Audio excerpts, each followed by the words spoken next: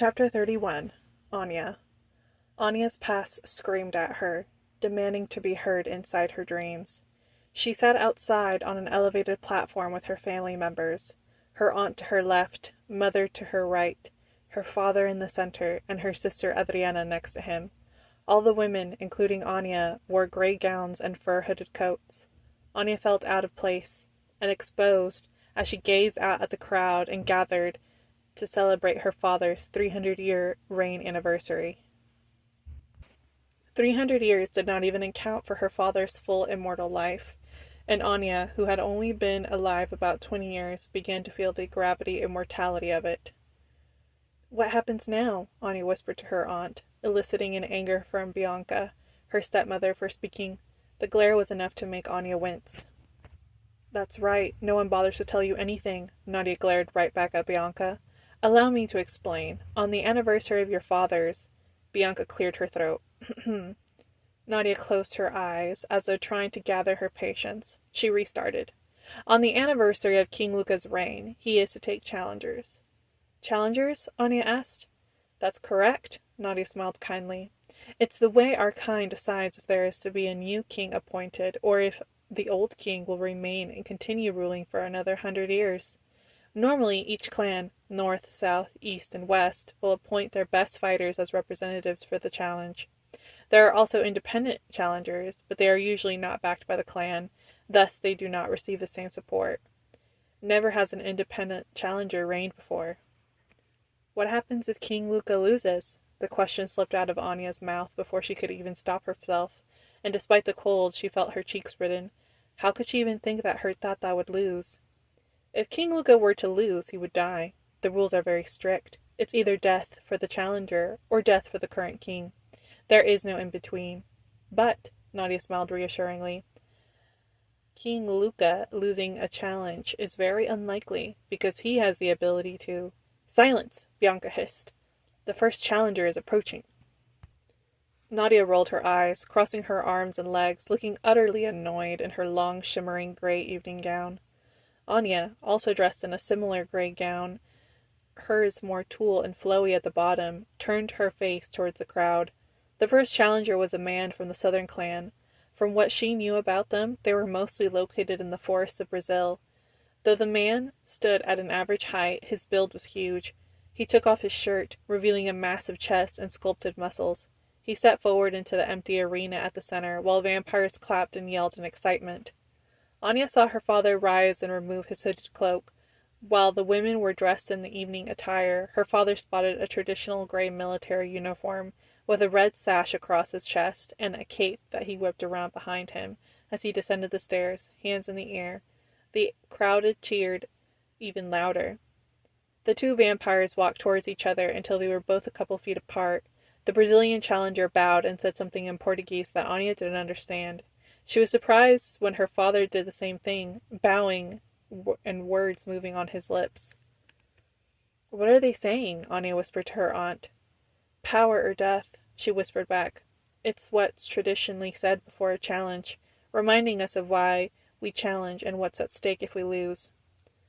"Power or death?" Anya repeated the words in her mind. To someone who had never held any power at all, it seemed a little extreme. "Pay attention, Anya. These fights end in a matter of seconds," Nadia said, then lowered her voice in a conspiratorial whisper. "One day, that could be you out there." Bianca, who had overheard Nadia's whisper, let out a harsh laugh. "As if a mere half-breed could ever hope to rule. Don't whisper such nonsense into her ear, Nadia. You'll give her false hope. I doubt she could even make it past her 30th birthday. 10 more years? Was that all the time Anya would live to see? In 10 more years would she finally see an end to her constant suffering? She should have been scared, but somehow the thought brought her a small feeling of comfort. I'm sorry, Bianca," sarcasm dripped in Nadia's voice. "Shall we all just fuck our way to the top, then?" Bianca took no offense, and instead threw at Nadia a look of superiority. "Power or death, Nadia," she smiled, then added, "but I guess you've always been fine with eating scraps." Nadia opened her mouth to snap back, but then the gong rang. All eyes turned sharply towards the arena. There was a moment of silence where neither vampire moved, but then the Brazilian vampire charged towards Luca. Anya was confused. Luca didn't move, nor did he raise his hands to defend himself. He simply stood there as the Brazilian vampire charged, and then he was gone, leaving behind only a mist of cloud. The Brazilian vampire did not seem surprised. Instead, he began bouncing on the balls of his feet, turning his body in circles as if trying to prepare himself. Anya watched in fascination, hands coming out of the cloud of mist and wrapped themselves around the challenger's head and twisted it completely around. King Luca appeared in full form with his cloud of mist, still holding the challenger's head in his hands. The crowd cheered. Is it over? Anya stared, starting to feel sick at the way the man's head was twisted at such an awful angle. No, not yet. A snapped neck won't kill a vampire, Nadia whispered back. Then what? But Anya didn't even bother finishing her sentence as she watched her tata sink his left claws into the man's collarbones, and with his right claws he tore the challenger's head right off. The crowd hailed louder than ever before as her tata held the challenger's head up, blood dripping down his gray military suit into the red sash. Anya's stomach twisted. Was she going to be sick? Did you see that? Bianca smiled cruelly. No one could ever hope to defeat King Luca. He can transform himself into mist, making him the most powerful vampire alive. His reign will be as eternal as him. Anya opened her eyes and touched her forehead. Although she didn't wake up in a panic this time, she wished the past would stop resurfacing in her dreams. The past was just that, the past. Why did it insist on resurfacing after all this time? Awake now, are we? Anya sat up on the couch and turned to Soren, who regarded her with a blank expression. Memories of burning chains and the serum surfaced to her mind, and she felt an unexpected rage, and she imagined herself snapping Soren's neck. The intrusive thought unnerved her. Was she so upset with Soren that she really wanted to kill him? What was wrong with her? The thought brought her back to the fight that she had with her aunt, to the surge of energy that ran through her body, and then she remembered what had happened with the little Toros, how she decapitated 3 full-fledged vampires, and then Javier, how she had hurt him. An overwhelming sensation watched over her, making her curl her legs up to her chin and bury her face between her knees. It was all just too much. Nadia and Soren reappearing in her life when she had thought them both dead. It was not as though she wasn't happy to see them. She was. She was so glad to know they both made it out alive that night, but at the same time their presence was unearthing things she would have preferred to keep buried. She missed the days when her biggest concern was Santiago giving her the cold shoulder. Her heart ached at the thought of him, and then she remembered the look of pure terror in his eyes as he gazed into her obsidian ones. The ache turned into a gnawing pain. How could she ever face him again? Virgen Maria, what is happening to me? She groaned, feeling hot tears well up in her eyes. You've awakened, came her Tante's voice from the corner. Anya lifted her head and wiped the tears from her hand that had begun to fall. Javier might have been fine with her crying, but her Tante would not be. Excuse me? Anya asked. Your vampire ability. You awakened it. I knew you would eventually, but wow. Did not expect it to be that. A vampire ability? The words echoed in Anya's mind, tasting like a distant memory. Then the pieces began to connect. Her dream, her father. What happened last night? It was as if a fog lifted from her mind, and she was truly listening now. Hold on, what did you say? Your vampire ability, Anya, Nadia repeated, crossing her arms and walking towards the couch where Anya was sitting. Anya stared at her Tante blankly, understanding her words, but struggling to understand their meaning. Vampire ability? Me? Develop a vampire ability? No, that can't be right. That's not possible. That's not...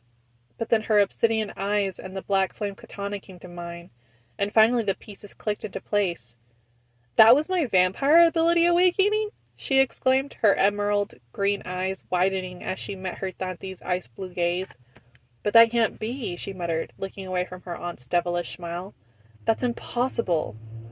Like opening up a dusty file in the back of her mind, Anya recalled all she knew about vampires with abilities. Only the strongest vampires, the creme de la creme, Those with centuries of experience could develop such powers. She had only ever known of her aunt, who could shapeshift, and her father, who could turn into mist. Anya had never heard of a half-human, half-vampire possessing such an ability. This shouldn't be possible. She shouldn't be capable of manifesting such powers. She looked at her aunt again, whose eyes were gleaming. "I'm a half-blood," Anya said, as if this explained everything. "I can't have an ability." "And yet," her tanti grinned and waved long, painted fingernails. "Here you are, my little Neopota." Anya felt frustration rising at her aunt's dismissive attitude. Did her aunt not hear her, or had she forgotten the years that Anya had spent being treated as a lesser being? Anya had been nothing but an amusing experiment to her father, a nuisance to her stepmother, and a punching bag to her sister. For decades, her life had been nothing but a painful existence. It was sheer luck that Anya had managed to escape from the night of the insurrection. It was pure luck that she had come across Javier, who in turn had been kind enough to take her in and offer her a chance to restart her life with him. Now, after losing everything, her home, her family, her purpose, her tanti had the gall to grin and tell her she possessed unexpected power? Anya gritted her teeth, feeling her fists clenched against the couch. What a joke! She was utterly powerless. The anger inside Anya bubbled to the point of boiling over. Before she knew it, she grabbed a vase from behind her and hurled it at her tanti. "Stop grinning!" she yelled furiously. Her tanti tilted her head slightly to the right, easily avoiding the vase. It crashed against the wall, sending blue ceramic shards and white lilies scattering to the floor, with water dripping slowly from the wall. Her aunt merely sighed. "You sure have gotten a temper in the years away. What happened to the meek little Anya from the castle?" "This isn't funny," Anya exclaimed, her voice breaking. She hesitated, the memories of hurting Javier and seeing Santiago in fear too painful to put into words. "I understand," Nadia began carefully, "considering your background, that this might be a little bit difficult to grasp, especially since certain beliefs were ingrained into you as a child. But tell me, how do you explain what happened that night?" Anya chewed on her bottom lip, recalling that night with painful clarity. She had been desperate to save the Del Toros. More desperate than she had ever been. Darkness had overtaken her, almost as if it was soothing her to sleep. When she came to, she realized she had not just lost herself. It had been Javier's words at the end. She wasn't sure if she had been able to regain control. "I'm sure," Nadia spoke softly, "you must still feel it. The energy inside you, waiting for you to call it forth, wanting to be released. It could have something to do with this new temper of yours." Anya's eyes widened at the truth of her aunt's words. Despite being awake for only a short time, she had felt different. More irritable, but also confident. It was difficult to put into words. It was as if she had been half asleep for years, but now she was truly awake. It was hard to deny that something was happening to her, but still it was challenging to grasp. "But how is this happening?" she whispered. "I shouldn't be able to." Nadia smiled faintly. "I'm not sure either. It's unheard of for a half-blood to develop a gift, but..." She shrugged. "I've always believed that nature finds a way. Sometimes I think vampires have a tendency to forget that." Anya smiled at her aunt, feeling a surge of gratitude. This woman, who had been her only saving grace during her early years, had risked her own life to save Anya the night of the insurrection. Despite the misery of her past, Anya felt grateful that her aunt had been there for her, and continued to stand by her, even now. Deep down, she knew she would have never hurt an innocent child like Santiago. That had been all Andres' doing. An apology began to rise in Anya's throat. "I'm sorry, Tanti," she said, looking at the woman who sat in front of her. "I'm really glad that you and Soren made it out alive that night." Nadia beamed. "Please," she waved Anya off casually. "A little vampire quarrel is nothing." She looked away, awkwardly then. "Soren also explained to me, while you were asleep, that although I saw you as a capable vampire, the world only saw you as a 10-year-old girl with 0 resources. You lived such a sheltered life, and you were neglected in the castle. It must have been terrifying to be out on the streets on your own, thinking your whole family was murdered, even though I was not." Soren cleared his throat. "But I understand why you thought that," Nadia continued loudly, giving Soren a side eye. I can at least understand your actions in getting close to those humans and using them as a safe haven while your body aged. Aunt Nadia's smile was so wide now that Anya didn't want to ruin her Tante's good mood by mentioning that she had no plans to ever leave Javier or his family's side. But now that we're reunited, Nadia continued, you no longer need to associate yourself with the human world. In fact, you will come with me and the three of us will discover what this new power of yours can really do. Then you can challenge Mikhail. Anya froze at her aunt's words. Soren cleared his throat gently. Lady Maldivan, he interjected. Perhaps it's a little too soon to. But Nadia, never one to be interrupted, spoke right over Soren, oblivious to the way her niece's eyebrows twisted in apprehension. We'll need to do research too, right, Soren? Anya's heart began to race. Her aunt couldn't be serious. She wanted Anya to challenge Mikhail? The Mikhail? The current vampire king? The one who had put her whole family's heads on pikes? No. The word that was meant to be a thought escaped her lips. Her aunt, who had been rambling, came to a sudden halt. Excuse me? Anya took a slow breath. Her Tante was a hot-headed woman, and she didn't want to upset her, but she also needed to make her understand how ridiculous her statement sounded. Tante, I'm glad that you and Soren made it out alive, and I truly have no words to express my gratitude for saving my life. Not just once, but twice. But, she managed a nervous smile, you can't really be asking me to go up against the king of vampires, right? Nadia's black eyebrows furrowed in confusion, as if trying to grasp Anya's meaning. Well, she tried to explain, of course not right now, Anya. It'll probably take a while for you to fully understand this ability. I mean, a vampire producing black flames is absolutely unheard of. But I'm sure after a couple of years of training you'll feel differently, she said with a reassuring smile. Anya swallowed hard, feeling irritation crawl up her skin. Her aunt still wasn't understanding. Of course she wasn't. As a noble vampire, nothing seemed impossible to her. Anya realized she needed to be honest. Tante, she said slowly, I will never challenge Mikhail. Well, I wouldn't say never. Yes, Anya nodded vigorously. I mean never. And I'm sorry, but I don't intend to go anywhere with you. I have things to do here. Understanding finally seemed to dawn on Nadia, and Anya saw her face twist into annoyance. Things to do with your little humans? Nadia clicked her tongue disapprovingly, then smiled devilishly. Well, I'm sorry, my little neopota, but I'm afraid you have no choice. She got up, went to the cooler, and poured a blood bag into a glass. Soren, explain to my oh-so-naive niece why she has no choice. Soren inched closer to Anya, his hazel eyes piercing and his freckles standing out. As you are now, he began gravely, the next time you exert yourself in any capacity, your power will unleash uncontrollably. You won't be able to revert to your conscious form. You will become a vessel of destruction. Your hunger will know no satisfaction, and you will likely kill everyone in your line of vision. Soren's expression grew more serious, and because you are half-human, your body won't be able to withstand this overwhelming power. I'm sure you felt it the first night you unleashed it, the toll these new abilities are taking, not only on your body but also on your heart. You ask us how this is possible. Well, it shouldn't be. A human's body cannot handle a vampire's ability. Anya's eyes widened at Soren's candid words. She couldn't deny the truth of what he was saying, because deep down she knew it was accurate. It had been extremely difficult to regain control of her senses. If Javier hadn't spoken to her the way he did, she wasn't sure she would have snapped out of it. The second time, when she fought her aunt, she felt the release of her power happening but without being fully conscious or even consenting. But there was one still thing that confused her. Then what's the point of me even learning to control it if my body can't handle it? If I'll eventually break under the pressure, Anya asked, her voice tinged with frustration.